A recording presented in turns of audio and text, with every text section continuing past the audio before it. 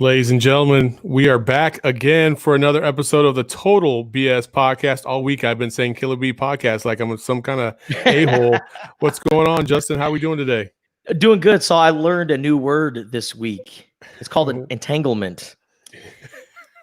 And this word is a fancy word of saying, hey, I'm going to cheat on you. I'm going to use the word entanglement when I talk to my dietitian. You might have to explain yourself a little better than that because I am not quite clear on what you're talking about. Entangle? You don't know what the word entanglement? So no, I know what it means, but why with your dietitian? So because you're going to cheat on your diet? Yes. There we go. Total BS podcast coming up right here. Your fans just might turn into our fans. Be cool, it's just part of the program. Spit your best 16 if you must. You're not whack, you just sound whack rapping after us. Yo, your fans just might turn into our fans. Be cool, it's just a part of this program. Spit your best 16 if you must. You're not whack, you just sound whack rapping after us. Ladies and gentlemen, we're not even going to beat around the bush. We're not even going to take any time to talk about what we're going to get into. Just know that we got a jam-packed show full of stuff today. And we're going to start it off because this week was one of the worst weeks in sports, period. I mean, you just had bad news breaking left and right. And unfortunately, college football started to get into the picture. And we were all waiting for it, trying to figure out how these schools and these conferences are going to try and pull it off this season. And the Big Ten kind of led the way by canceling all their non-conference games. And today, the Pac-12 followed their lead. The ACC did so as well, and I'm sure more to follow. But we wanted to get an expert and somebody who follows college football very closely. So we bring in Jon Wilner. Jon, how you doing today, sir? I'm good, thanks. How you guys? Fantastic. I think we can start it off by saying, what was your overall impression? Is this something expected? You cover college football. I'm sure you've heard some of the scuttlebutt around. And then when this news actually started to break nationwide, what was your overall take? Well, I think that the surprising aspect of it was when it happened, not what happened, right? I mean, the way things have been going across the country for the last month or so certainly made playing non-conference games a lot more precarious.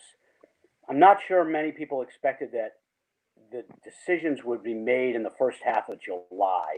The Big Ten went ahead very early, and I think that certainly had an impact on the Pac-12, and we'll see what happens with the SEC. I think they've got a meeting on Monday.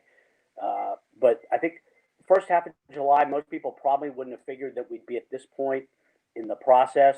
Most, I think, were expecting, and I was, probably the last week of July, first week of August would be a time when the conferences would set their plans.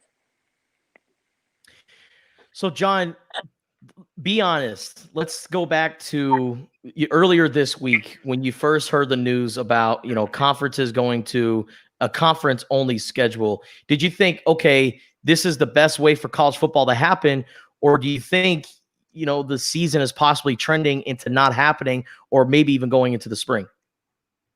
Well, I think both, right? I mean, I have thought for a few weeks that conference only was going to be an inevitability if they were going to try to play in the fall, because there's just no way. There's the difference in testing and safety protocols is too great to play non-conference games. You're putting your own guys at risk if you're playing an opponent that doesn't have the same, procedures. So the non-conference basically became the only way they were going to be able to play this fall. They still may not be able to play this fall, right? If things keep going like they are, the presidents and chancellors are going to abort, and they'll hopefully try to play in January or February, something like that. So I think basically the answer is both. This is their best chance for the fall, but it doesn't guarantee that they're going to play. But what if it goes into the spring? What do you think this could do for the college football seasons in 2021 and 2022, and also the NFL? Well, I mean, if they can't play in the fall, the spring is the last resort, right? If they can't play in the fall, it certainly will impact, and they do play, say, conference-only schedules in January through March or February through April, it will certainly have an impact on guys who are thinking about going pro, right? Because the NFL so far said they're not going to budge on their draft process. But if you're a university and you got $30 million in TV money that's based on you playing games in the spring, you're going to play those games whether you got your star quarterback or not because he's bolted for the draft, right? So the economic imperative is such that they will play in the spring if that's really their only option. It does have an impact. It could have an impact on the start of the 2021 season. There's no doubt about that. You can't ask these guys to play into April and then have them show up to training camp on August 1st. So, yeah. But again, it's all secondary. They are so desperate for that money. Football is 80% of everybody's budget, basically, that they'll do whatever they need to do to get in as much of a season as they can, whether it's in the fall or the spring. If you're a gambling man, would you bet on the fact that we will have college football at all this season? If the season includes the academic year, I would bet on it, sure. I think it's probably, 40-50% chance that they'll be able to play a decent schedule in the fall, but I think that between the fall and the spring, we'll probably see something. I think there's a good chance of that, and it could end up being that they play in the fall and then they shut it down and then they pick it back up in the spring. I mean, everything is on the table because they don't have any choice. They got to play, or else they're going to have huge budget problems, and there's going to be massive layoffs. Olympic sports probably get cut, so they'll do whatever they can to play. Going back to what you said about how moving the football season to spring could affect the start of the 2021 season in the NFL, do you also think another domino could be, guys preparing for the NFL draft? Let's say Trevor Lawrence. We all know he's probably going to be a number one pick in the draft, regardless if he plays or not. Do you think that there could be guys like Trevor Lawrence who decide to opt out and get ready for the draft rather than play in spring? Yeah, I mean, I think that a lot of guys will, right? Half of Alabama's roster may opt out of playing in the spring season, for all we know. Lawrence, other guys, no doubt about that. But again, TV's going to pay no matter who's playing quarterback, right? So whether Trevor Lawrence is playing quarterback for Clemson or somebody else, ACC's getting that TV money and it's getting funneled to Clemson. So the schools won't have a choice. They don't want to do it. They don't want to play in the spring. But if that's their only way to get TV money and potentially get some kind of postseason money, right? That's the other big unanswered question, is what's going to happen to the college football playoff. But that's another, tens of millions of dollars from the football postseason. So the economic imperative is such that they'll do whatever they have to. In your estimation, outside of labor strife, has there ever been a situation that has been potentially as catastrophic as this one to sports in general? And I'm sorry, I couldn't hear the question. No, I said, in your estimation, outside of labor strife, is this potentially the biggest threat college sports, period, or even sports in general, has ever seen?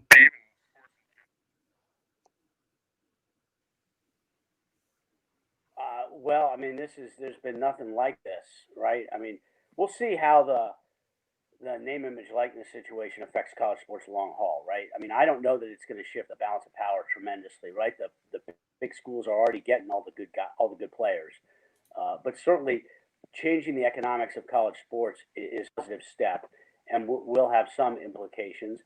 The immediate eligibility for transfers, which probably will go into effect with in August of 2021, that is going to have a big impact.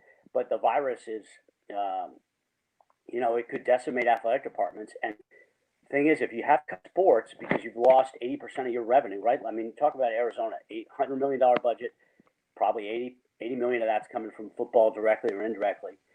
You lose that money, you end up having to cut sports.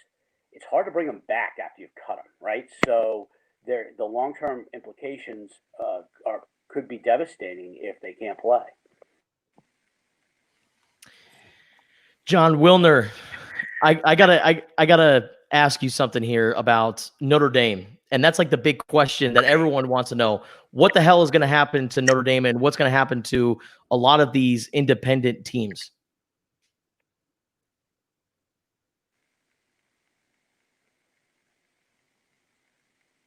Oh, yeah. I'm sorry, I couldn't hear. Okay. No, John. No, I'm curious about Notre Dame, BYU, Army, independent teams. What's going to happen to them in 2020 and beyond if the college football season is shuffled?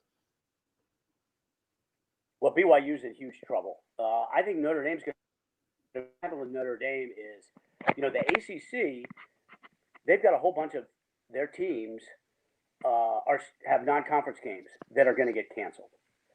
Notre Dame already plays half its schedule against the ACC because it's a full member in every other sport, and then it's a partner in football. So let's say Boston College has got a game scheduled against Illinois. Well, that game is canceled, right? Because the Big Ten is not playing non-conference. Well, Notre Dame can then play Boston College to basically give Notre Dame a full ACC schedule instead of a partial ACC schedule. So they'll be okay. I'm not sure. BYU is they could have a lot of trouble, though, because they're going to have teams from all over canceling, and they don't have a fallback plan like Notre Dame does, where there's a partial membership in a conference. And that's Jon Wilner. Go ahead, Justin. No, one of my also big questions is, what's going to happen to a lot of these FCS programs or smaller schools who scheduled Pac-12, Big Ten opponents, and they're not going to play them.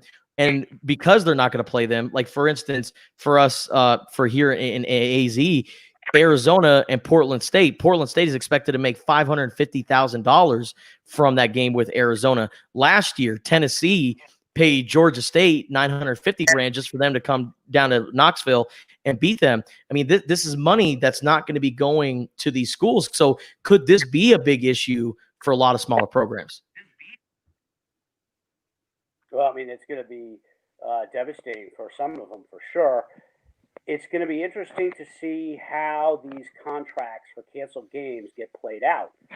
A lot of contracts have, this force majeure clause where basically if there's an act of God, so to speak, the game gets canceled, nobody is liable. But I'm sure that teams in the Group of Five, teams in the FCS, they challenge that to try to recoup some of the money from the cancellation, because the conferences are making the decision, right? So Arizona or ASU say they cancel an FCS opponent. I mean, is it force majeure? The conference is making the decision in early July, and those schools are going to take them to court to try to get money back. Or everybody comes upon some kind of middle ground, because remember, you're going to want to have relationships with some of these schools going forward. So we could see a whole bunch of middle ground decisions, like instead of paying somebody $500,000, you pay them $250 as a cancellation fee. We'll see how it works out, but there are many unknowns, and how the canceled games are going to get resolved is one of the big unknowns because of the financial implications for the schools. That's Jon Wilner, one of the best in the business in covering college football and college basketball. Sir, thank you so much for joining us, John. Thank you so much, John. All right. Hey, thanks a lot for having me, guys. Stay safe.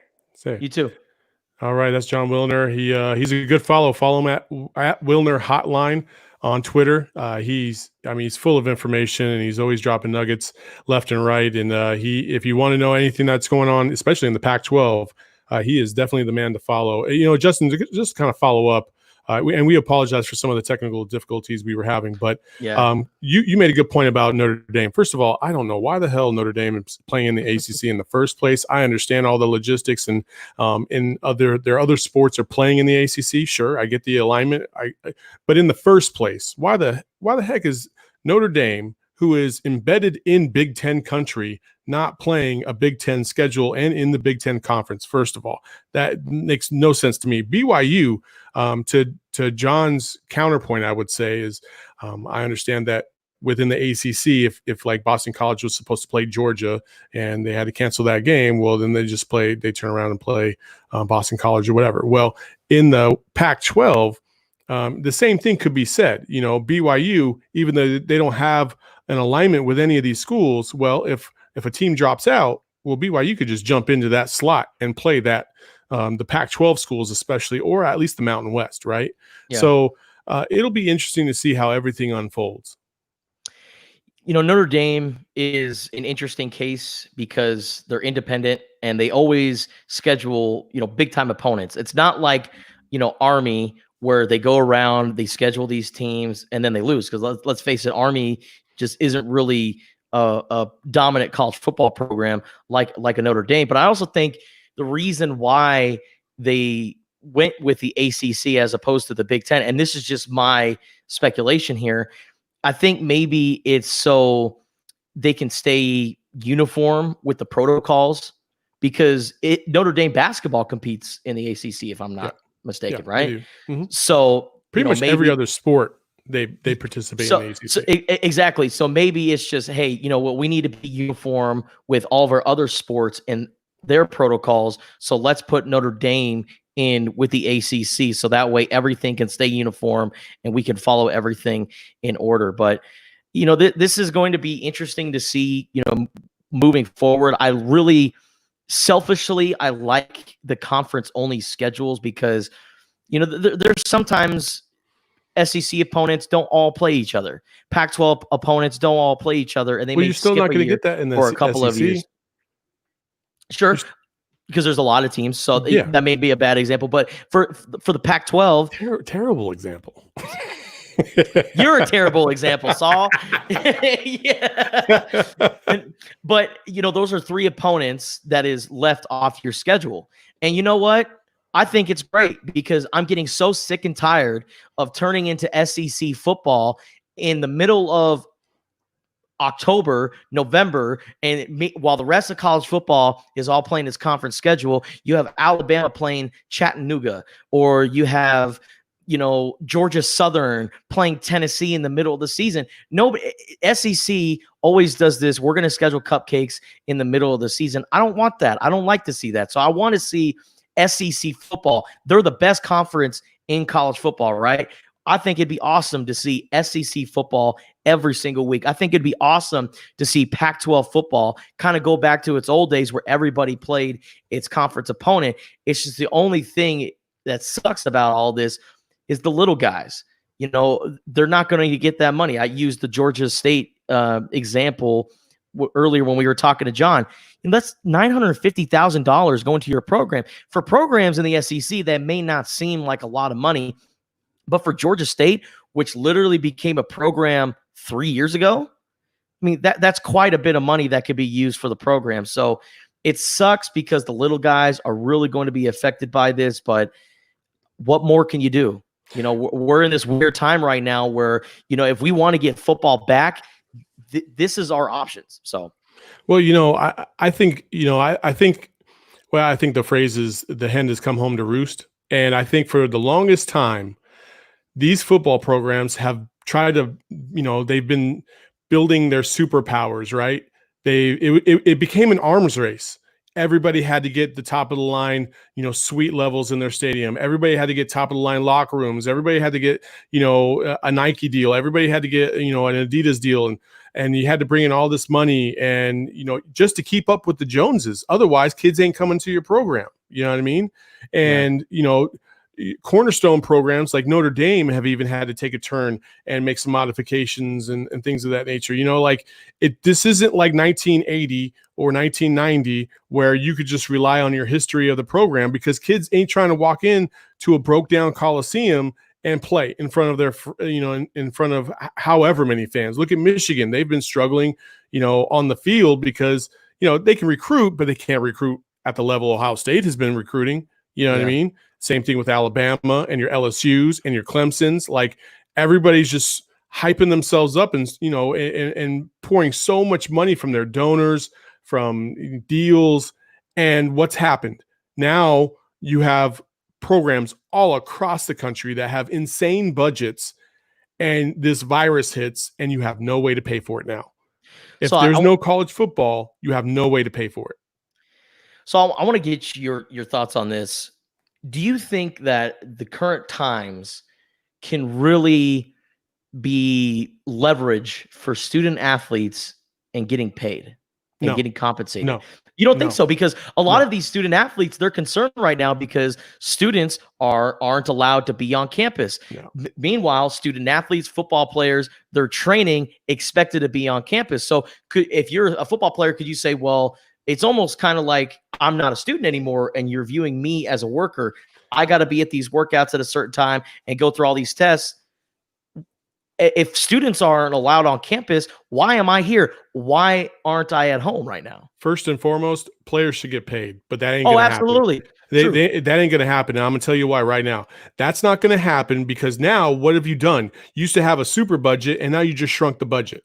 There's no way in hell any of these players are going to get a dime. Not now, because all that money is allegedly supposed to be going to all these stadium renovations and all these upgrades and all the travel and all this other stuff. Now, we all know that most of the budget isn't just about football. It goes to the other sports that help carry all those other sports, right? So like your Olympic sports, your swimming, your diving, your gymnastics, things of that nature. Not every school has that, but for the most part, we're talking about football is the one sport that funnels down and pays for everything else. When you shrink that budget and now you don't have that, what do you do?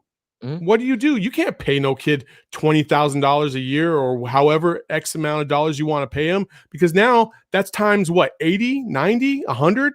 It's just not going to happen. There's no way these kids are getting paid. And if they don't want to play because they want to get paid, that's cool. Either go find another program that somehow is going to pay you, which is not going to happen, or stay home. You have that right to stay home. You can still go to school online, right? Yeah. I would say this. If you're really hell-bent on getting paid and you're really worried about contracting the coronavirus, hey, that school should still honor your scholarship. So you could still take courses 100%. online within the comfort of your own home and safety of your own home and not have to worry about it. But we all know, I don't care how many people out there think that a college degree is like worth everything in everything. Like, I paid student loans. That's just how it goes. You know what I mean? So these kids come out and they don't have to pay student loans. Cool. That's one advantage they have over everybody else. Outside of that, they could tear their ACL and guess what? They might not ever be right again. Okay. So is that worth an education? I mean, if you don't go to college, if you don't go play college football and you still go to school and you get your degree and you don't tear your ACL, okay, so you got to pay back a loan, but at least your livelihood is not affected for the rest of your life. You know what I'm saying? Like it's a piss poor example, but you know what I'm saying? Like, a piss poor example. Yeah, you used a bad example, huh? But I mean, what I'm saying is there's no way kids are going to get paid. There's just no way. Not if anything. This situation is going to force athletic programs to even tighten the screws even more and really buckle down on the fact that they don't want to pay kids. You think the NCAA isn't going to use this to their advantage? Oh man, we almost lost college football because of this pandemic. There's no way they're going to buckle up and pay kids. There's just no way. And I know college football and college basketball, it's not necessarily a tight-knit community like the NBA community. But the fact that you had a lot of NBA players come together and say, we're not going to do this whole bubble thing because we are concerned. Now, there were other layers to it other than coronavirus, but I think with the students currently right now, you see Florida State players being very outspoken. Chuba Hubbard, outspoken. Again, it wasn't about coronavirus, but you're starting to see a lot of these Division I football players use their platform. Could you see a scenario where the players are like, okay, well, if you're going to have students taking online-only classes and you're not allowed on campus, then why the hell am I on campus right now? And if you're not going to compensate me, then you know what? Peace out. We're going to create a union. We're all going to team up. And seriously, I would not be surprised if there are teams that come out and there are players that simply say, look, we are not going to play college football this season with the current conditions. But then on the other side of that, you have players that are entering their junior year. They're looking to increase their draft stock. And we're talking about thousands of dollars for them on the line in the future. So, what do you do there? What do you value? Easy if you're an athletic department. Like, I could give two whats if you don't want to play, honestly, because the name of the game is getting put on TV to play. Okay? That's the name of the game. And just like Jon Wilner said, if players opt out because they want to go to the NFL draft, what's the difference to me as a fan if a player decides to opt out from coronavirus or because he doesn't want to get hurt for the NFL draft? There is no difference in terms of on the field product. There is no difference. They're just not there. Okay. So these players are not going to show up. Cool. Do you know how many kids on campus would love to suit up for one college football game? So I don't want to hear about the fact that, that could potentially be a reason why, thousands and thousands of kids across the country are all of a sudden going to form a union, band up, and fight the system. It's just not going to happen. If they wanted to do it, it would have been done. They wouldn't, they damn sure wouldn't do it during a pandemic. Okay. Because if they did it during a pandemic, there's plenty of kids there. Look at all the kids that are out there, partying their butts off at the club and at the beach and all this other stuff. You think those kids really give a damn about the pandemic? That's why we're in this predicament, because people don't want to listen. Those same kids are absolutely willing to throw on a helmet and go run through a wall for said coach, especially if you're talking about the Alabamas and LSUs of the world. You mean I get to rep this school? I get to be put on the roster and be in the history books? Hell yeah, I'll do that for free. Absolutely. And I'll pay my own way. That's just how it's going to go down. But why is my health being put at risk while Joe Schmo can just take his classes online? Because the NCAA says you're expendable. The NCAA has ridden down that road this entire time. They don't care. They just want their money. That's it. That's it. Don't we all want some money? I mean, I hate to say it like that because greed and corruption are just horrible. But these kids they get exposed, they get used. That's what the NCAA thinks about them. And until the proper systems can be put in place, the correct systems too. I'm not talking about, I want credit for being in a video game, damn it. Like, really? A video game? Cool. You made 0.0015 cents for every game that was sold. Congratulations. Now you got $150. Like, was that really worth it? No. Ed O'Bannon, thank you. But, outside of that, we're talking about game tickets and advertising and all the money that goes into these programs. How many times do I have to hear, this third down presented by blah, blah, blah, or this second down, it's a sack, this sack presented by blah, blah, blah. Like, everything in sports is sponsored. It is. And at the college level, like, there's so much money going into it that people don't even realize. And these kids don't get a slice of the pie. They get their education. Cool. Hey, that is value. That is absolute value. But at the same time, there is no other job, corporation, career field, whereas a 16, 18, 20-year-old, you can't make your own living off of what you do. There's a prime physicist over in, whatever dorm or whatever. He's 18 years old and he cracked the code to XYZ. He can sell that patent. He can sell that expertise and he can make millions of dollars. But if you got an elite skill set like a wide receiver or a basketball player, shut up and color. And that's complete BS, but that's the system that they're in right now. There's no way these kids are getting paid during this pandemic. I love the plug for the podcast that you just put in right now. Yeah, I mean, that's what I do. It's total BS, man. It's total BS. It's absolutely BS, man. Hey, man, you know what else is BS? What's that? Conspiracy or not, baby. Woo! Yes. Yes. The best game out right now. I love conspiracy theory or not. The best game out. The best game nobody ever told you about. There you go. So conspiracy or not, I got a good one for you to start it all off, Justin. Conspiracy or not. Disney created Frozen so that the Google algorithm wouldn't bring up Walt Disney being allegedly cryogenically frozen. There's no way that's a conspiracy theory. Why? You have heard that rumor, right? No, I have not. That just Disney... he's just frozen somewhere like he's Han Solo. Something like that, yeah. Just waiting. Like one of these days, they're just going to wheel his icy ass out into the public during a parade, right? And unfortunately for you, my friend, unfortunately for you, it is an actual conspiracy. How? The rumor out there is that they created Frozen the movie, so that way every time you typed in Frozen, the movie comes up instead of Walt Disney being Frozen. Disney. Wow. Every time I think of the movie Frozen, it's weird, but I always think of Terrence Howard, the actor. Super random, right? But for a brief point in time, there was a social media trend where everything that had the word man in it, you pronounced it Maine, like Maine. Terrence Howard, because in every single one of Terrence Howard's movies, he always says Maine. So, like, for instance, one of my favorite movies, Hustle and Flow. Oh, yeah. Think about how many times Terrence Howard says Maine. So now think about Frozen. They put Terrence Howard's face over the main character. I'm forgetting the princess's name, but Elsa. They put Terrence Howard's face over Elsa with the caption, "Do you want to build a snowman?" So every time I think of Frozen, I always think of Terrence Howard. Another Terrence Howard meme that I saw during this trend was it was a map of the United States and they put Terrence Howard's face over the state of Maine. I have not seen that. That's funny. All right, Justin, you're up. So UFC Fight Island took place this past weekend. Kamaru Usman defeated Jorge Masvidal. As expected, he was heavily favored. Why?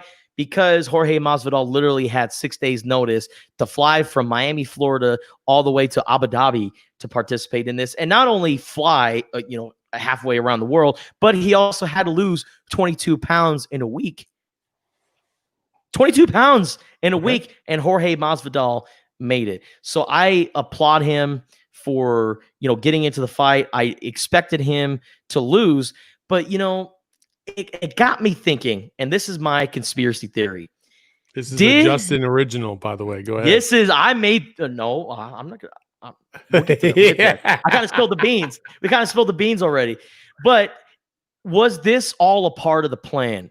Did Kamaru Usman's opponent back out because of his injury so Jorge Masvidal can step right in, possibly take him down, and set up a mega fight with Conor McGregor, who's currently in retirement right now? Masvidal, McGregor, you have two of some of the biggest dogs in the UFC. I'm going to say that's no conspiracy. Well, it is a conspiracy. I made it up. That's so not it's how not this game works. So it's not a conspiracy. Sorry, Justin just ruined the game. I know. I'm sorry. So no, it is not a conspiracy. Dana White. Control of this. There you go. No. Dana White has mentioned the thought of Masvidal versus McGregor, and how much money UFC can rake in with this fight. I would love to see it. Conor McGregor is kind of like the Brett Favre of UFC. He retires, he leaves, comes back, does his thing, and it's like, you know what? I'm going to, step away. I think McGregor is going to come back for a big time fight, but I don't think it will be with Masvidal. I think it will be with another opponent, and I think which could set up a rematch with Khabib. So okay, all right. Well, my final one, the gateway to hell is under the Denver International Airport. Absolutely a conspiracy theory. Oh, damn, that was quick. Why? Because the Denver Broncos suck.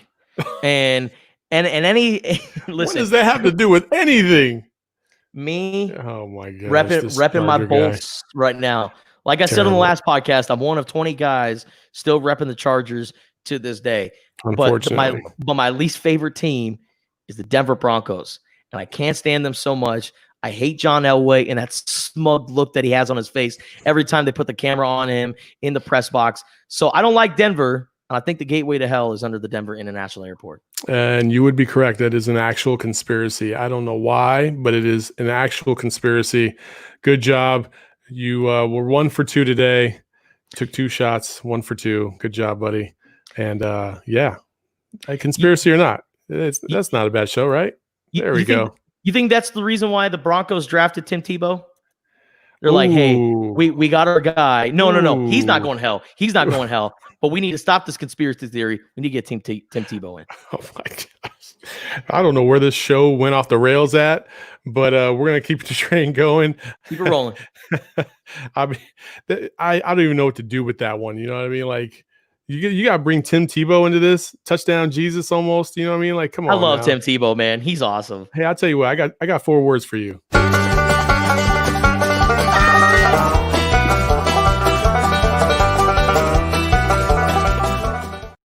You like how I did that, right? The banjo. You can't go wrong with the banjo. Don't be that guy. Yes, sir. We are back with another episode of Don't Be That Guy. Justin, you are going to lead it off, my friend. And I got a video to set this up.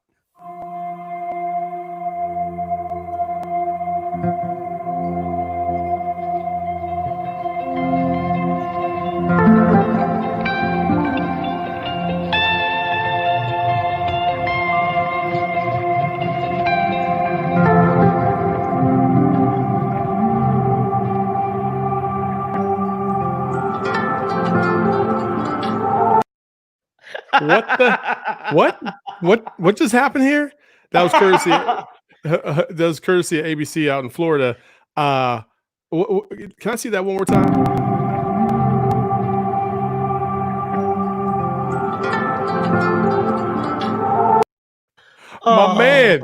My man needs some sunscreen. Holy crap! What was that?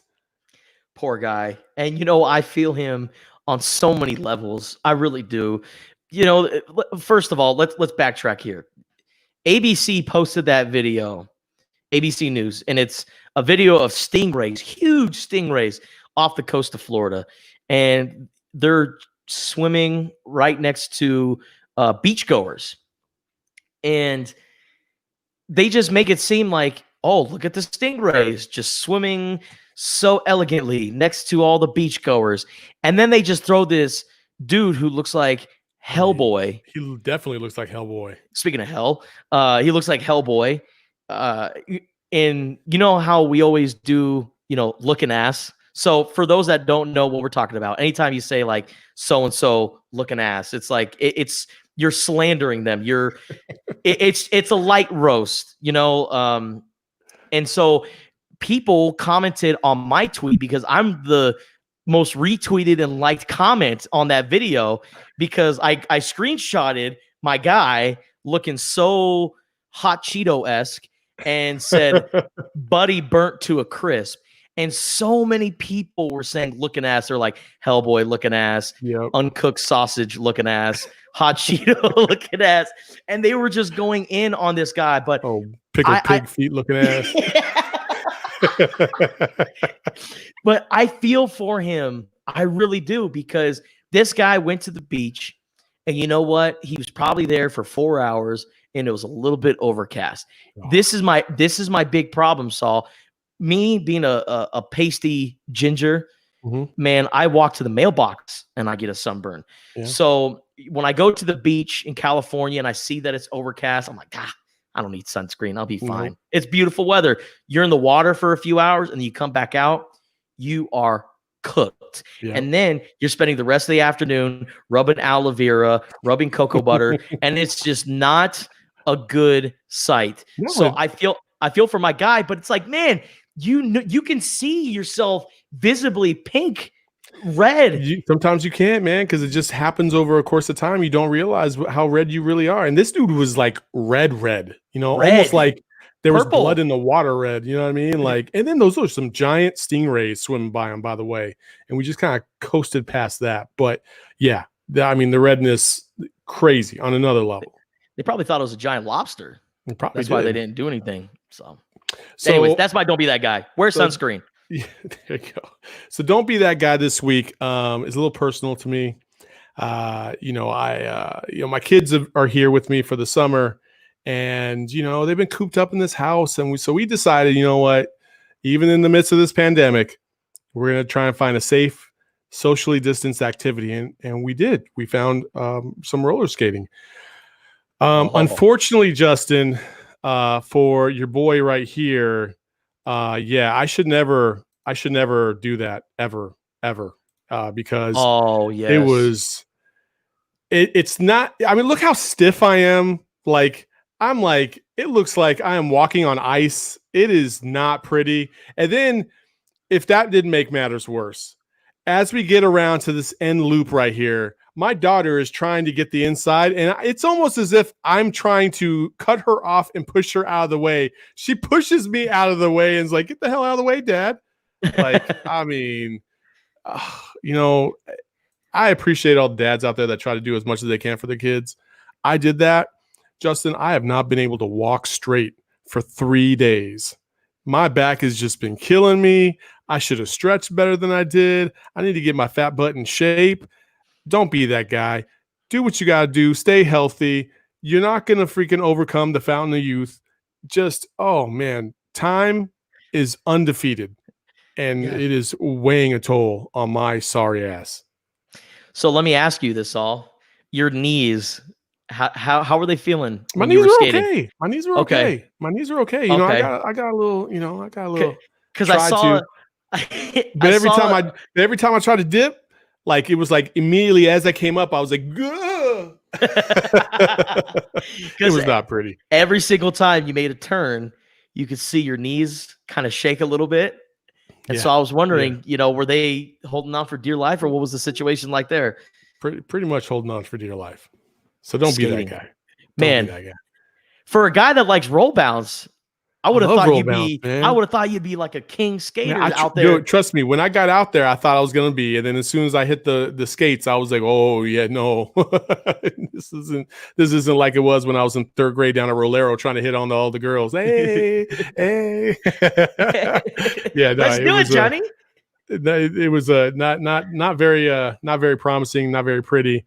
It was pretty bad. So anyway, so we got a little story that I have to bring up. I have this group of friends, and it's a family. It's a whole family. And believe it or not, their last name is the Hopefuls. And the Hopefuls have 2 daughters. And these 2 daughters have begun some type of a sibling rivalry. I don't know. I wouldn't say begun, but one of them, Shauna is her name. She has gone on the attack on this girl, Megan, her sister. Megan is the athlete. She has played volleyball at multiple levels. She's a coach. Her husband's a coach.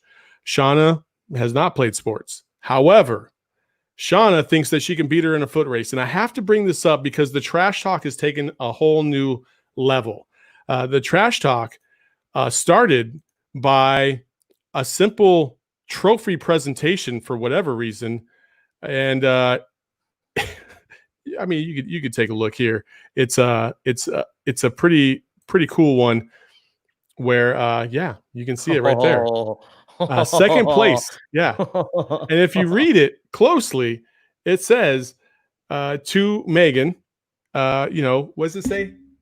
The Great Forfeit? The Great Forfeit. Yeah, 2020. The Great Forfeit 2020. And if that didn't make matters worse. Yeah, that's trash talk, right? You produced a trophy for your sister to trash talk. And that's not all, my friend. That is not all, because what does she do? Oh, yeah, by the way, somehow, some way, this conveniently just happened to be put on her desktop or whatever. And it's Shauna Hopeful. She gave herself a trophy for being faster than Megan. Definitely faster than Megan. I mean, this is trash talk on a whole new level. If we're starting to incorporate trophies into trash talking, I'm all about that. And you know what makes it great? It's not like the modern NBA where you have players subtweeting each other and not going after each other. This is good old-fashioned sibling rivalry, using trophies as a way to talk trash. And I've never seen anything like it. I've never seen anybody use props in that way before. I think that's awesome. Hey, Mom Dukes got into it too, just so you know. Oh, really? She said, oh, live sports finally. So yeah, the trash talk is strong in the family.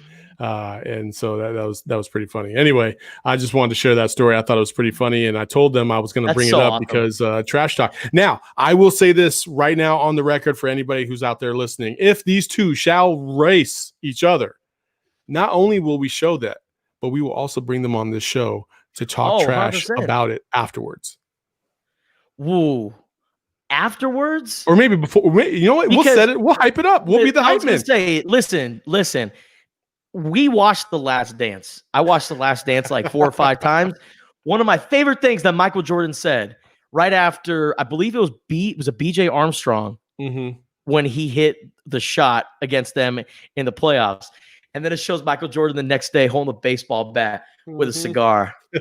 And he's like, now, it's easy to talk shit when you're up 5-6 points. But when it's 0-0, yeah, that's a sign of a good man. Or when you're behind and you're still talking shit, that's a sign of a good pro. So we get them on beforehand, let them, kind of. It feels like a weigh-in for like a big fight.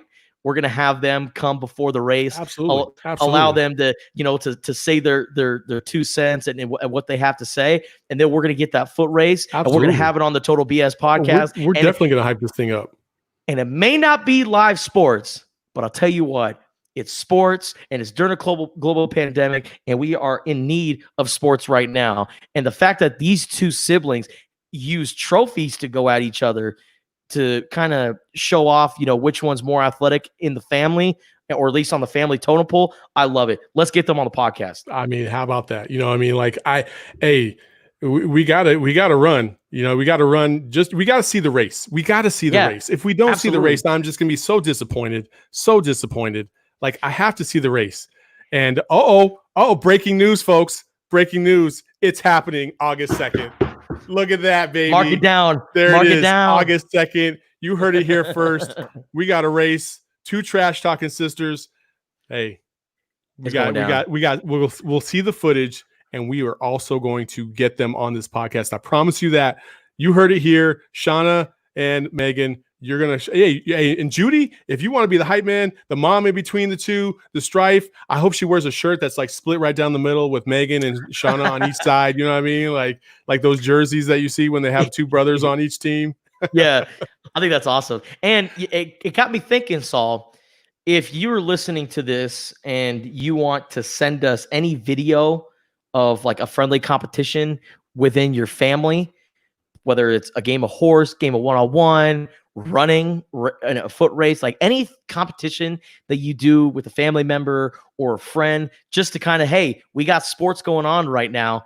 Make sure you reach out to us on our social media pages at Total BS Podcast. I think this could be something worthwhile. Hit us up on Facebook or Twitter and we'll share it. I mean, that's what we do. Also, we did mention, if you didn't get a chance to download the podcast earlier in the week on Thursday, which is when we drop our second podcast of the week, we are going to be doing a fantasy football league, hopefully, if there's football, this season for the NFL. So if you want to be a part of that, just hit us up on Facebook or Twitter, and we will put you down. We're only taking 10, and 2 of the spots are already filled, obviously, these guys, So, make sure that you follow us and drop us a line to say that you want to be a part of it. And I can't promise you anything. I can promise you I won't have the number 1 pick in the fantasy football draft. Oh, I know that's been controversial because was it last year? I had my fantasy football league. No, we'll do the draft. We'll do the draft online.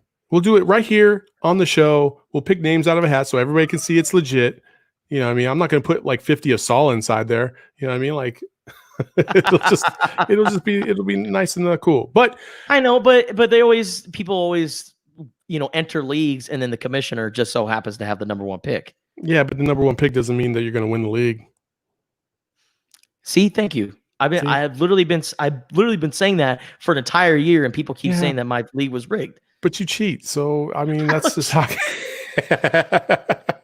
Hey, last week we started a segment called "Tell Me Something Good," and we haven't got a graphic for it yet. But in this pandemic, there's some ups and downs. Obviously, I shared a tweet earlier last week. It's just one of those days where it just felt like it was just a big crap bomb you're feeling like sad, you're feeling depressed, you're feeling a little, there's a lot of despair going on, and you're looking out, you're like, man, is this ever going to get better? Are people ever going to stop politicizing this thing? Are people just going to get on the same page for once? You don't know. It's hard to see the forest through the trees. And so we started a segment called Tell Me Something Good. And where we're going to show, we're going to share some positive video.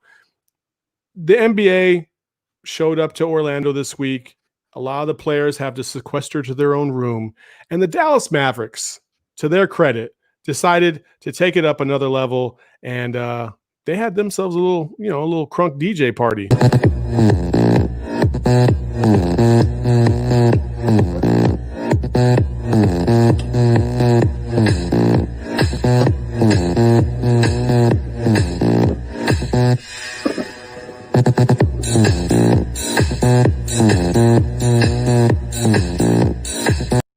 That's what I'm talking about, baby. That's right, baby. The Dallas Mavericks are having a good time during the pandemic. And if you can't get a little jazzed up from that, I don't know what's going to do it for you. That was just some nice feel good kind of crunk music. You just, feeling the vibe and the beat, and you just, yeah. Yeah. And I love that the Dallas Mavericks, out of all teams, are just having the time of their lives right now. And I think, a lot of NBA players are feeling it, but you also have some who are complaining about the food. And listen, I get it. You're a multimillionaire. The food that you're accustomed to eating, it's not like what you're eating in the bubble right now. But you have guys complaining about the food. You have J.R. Smith complaining about how his blanket that the NBA gave him for free isn't long enough when he's got a huge comforter in a bed and all that. But then you have the Dallas Mavericks being DJs, having fun. You have Luka Doncic and Boban Marjanovic doing like the old Disney Channel commercials where they try to paint out the Mickey Mouse thing, and they're just having the time of their lives. I think it's great, and hopefully they continue to have more fun because there is good content coming out of the bubble right now. Oh, it's all over the place. And you know what? Maybe next week we'll share some of that content for sure. As you can see, we were jam-packed with content today, and we'll bring more of it to you on Thursday this week. We do have, who's our special guest, Justin? Arash Markazi joining us from the LA Times. Arash is big time. He joined the LA Times after working for ESPN for a long time. He's got his own column now with the LA Times. He's an LA guy. He's really tied in with the NBA, and he's got a great story. He was severely overweight, and he realized that he needed to make a change, and he lost over 130 pounds. So if you're in this quarantine and you're kind of feeling stuck, maybe that, you wanted to use this time to focus on your health, I think listening to Arash's story in the middle of the week could really be inspiring. He's written a story about it. He's done multiple interviews about it. Heck, he went to go talk to Arnold Schwarzenegger, and without even saying anything, Arnold mentioned his journey and said, I've been following you, and I think it's great that what you're doing. To think about this, one of the most prominent bodybuilders, key figures in health, is noticing you before you said anything. I think that right there says it all. So Arash Markazi, very inspirational, super tied in with the NBA. It's going to be a good time in the middle of the week. Absolutely. Absolutely. So join us on Thursday for that. And we'll have more coming to you next week on the live stream, and maybe an update with the hopefuls and their situation, their race. Shauna and Megan going. Shauna and Megan 2020. Here we go. We're about to throw down because we don't get along. Here we go. So it'll be fun. So hey, Justin. Also, be sure to subscribe to the Total BS podcast on Apple Podcasts, Spotify, Google, wherever you listen to podcasts. And also be sure to follow us on Twitter, Facebook, and subscribe to us on YouTube, because we need YouTube subscribers. Yeah, absolutely. And rate, review, share with all your friends, share the love, because we definitely appreciate it. So, hey, absolutely. You can find all this content on our Facebook and YouTube pages, and we're throwing out clips every single day, every week. So, follow us, and that's all we got. See you when you see you. Peace. Free Woj. Your fans just might turn into our fans. Be cool, it's just part of the program. Spit your best 16 if you must. You're not whack, you just sound whack rapping after us. Yo, your fans just might turn into our fans. Be cool, it's just a part of this program. Spit your best 16 if you must. You not whack, you just sound whack rapping after us.